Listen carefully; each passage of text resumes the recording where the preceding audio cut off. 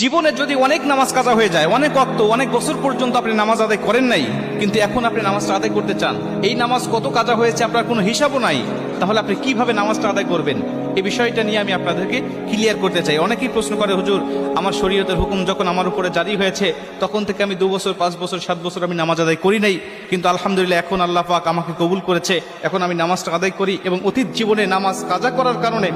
আমার ভিতরে অনুশোচনা আসছে, হুজুর নামাজগুলো আমি আদায় করতে চাই, কেমনে করে নামাজ আদায় করব?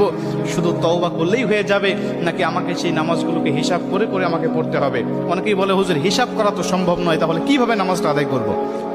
কারণ অল্প যদি ওয়াক্ত নামাজ কাজা হয়,